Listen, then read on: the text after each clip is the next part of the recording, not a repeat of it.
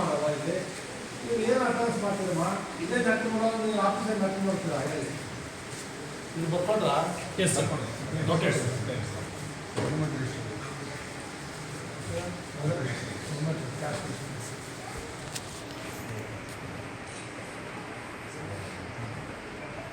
Madam problem discuss ಮಾಡ್ದ ಏನು ದುಡ್ಡು ಜಾಸ್ತಿ ಇತ್ತು ಸರ್ ನನಗೆ ಅದನ್ನೇ ನಾನು ತಗೊಂಡು ಹೇಳಕ್ಕೆ ಬಂದಿದ್ದೀನಿ ಸರ್. ನಾನು ಬೆಳಗ್ಗೆ 10:20 ಹೋದವರು ಸ್ಟೋರಿ ಬೇಡಮ್ಮ ದುಡ್ಡು ಹೆಂಗೆ ಬಂತು 1 ಲಕ್ಷ ನನಗೆ ಗೊತ್ತಿಲ್ಲ ಸರ್. ಓ ನಿಮಗೆ ಗೊತ್ತಿಲ್ಲ ಅಂತ ನಿಮ್ಮ ಆಫೀಸ್ ಏನು ನಡೆಸೋ ಗೊತ್ತಿಲ್ಲ ಅಲ್ಲ ಸರ್, ಸ್ಟಾಫ್ ಪೂರ್ತಿ ಎಲ್ಲರೂ ಅಲ್ಲಿಗೆ ಹೋಗಿದ್ವಿ ಸರ್. ನಾವು ಯಾರೂ ಇರಲಿಲ್ಲ.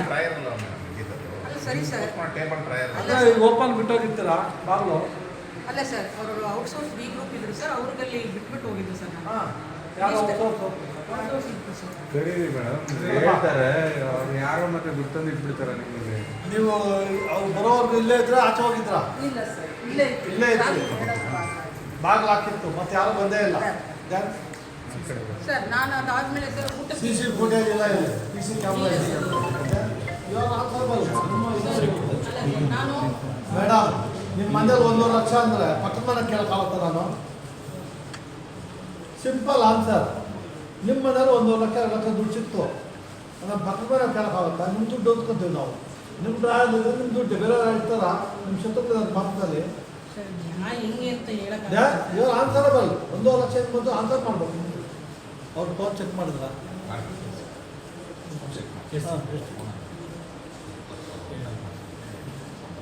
ಅದು ಸೀಟ್ ಮಾಡ್ಕೊಳ್ಳಿ ಇಷ್ಟ ಕೇಸ್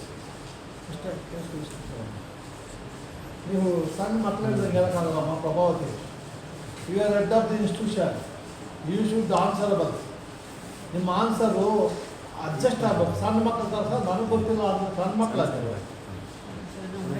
ಒಬ್ಬ ಜವಾಬ್ದಾರಿಯುತ ಆಫೀಸು ನೀವು ಏನಾಗಿದೆ ಹೇಳಿ, ಡೆಪ್ಟಿ ಡೈರೆಕ್ಟ್ರು.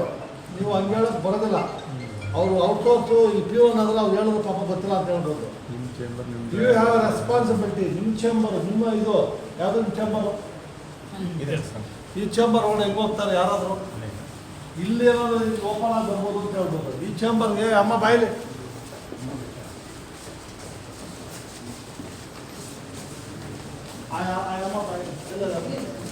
ಅಮ್ಮ ಔಟ್ಸೋರ್ಸ್ ಅಮ್ಮ ಬಾಯ್ಲಿ. ಈ ಬಾಗಿಲು ಹಾಕಿತ್ತಾ ಮುಚ್ಕೊಂಡೋಗಿದೆ ಓಪನ್ ಆಗಿತ್ತಾ? ಇಲ್ಲ ಸರ್, ಮೇಡಮ್ ಇದೆ ಮುಚ್ಚಿತ್ತು, ಯಾರು ಬಂದೇ ಇಲ್ಲ.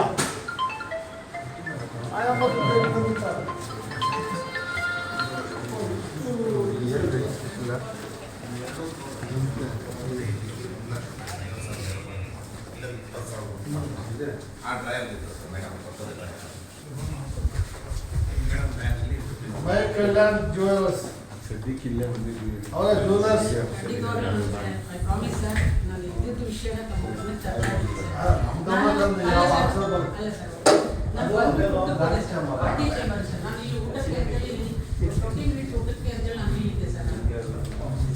ನೀವು ಹೇಳೋದು ಹೆಂಗಿದೆ ಅಂದರೆ ಸಾರಿ ಸರ್, ಒಂದೊಂದು ಡೈಲಾಗ್ ಇದು ಆನ್ಸರ್. ನಿಮ್ಮ ದುಡ್ಡು ಅಲ್ಲ ಅಂತ ಎಷ್ಟು ಚೆನ್ನಾಗಿ ಹೇಳ್ತೀವಿ, ನಮ್ಗೆ ನಗು ಬರುತ್ತೆ. ಅದು ಮುಂಚೆ ಬರಲಿ ಈ ಡ್ರಾಯಲ್ಲಿ ಯಾವ ಡ್ರಾಯಲ್ಲಿ ಹಾಂ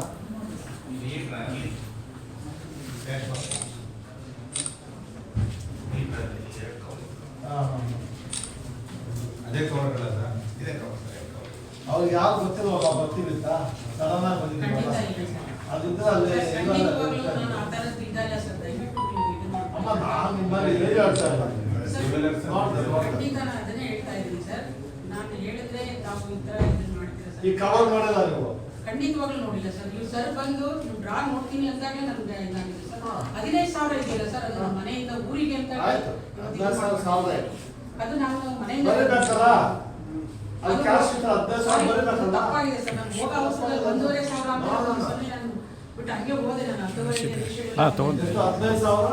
15,000 ಹಾಂ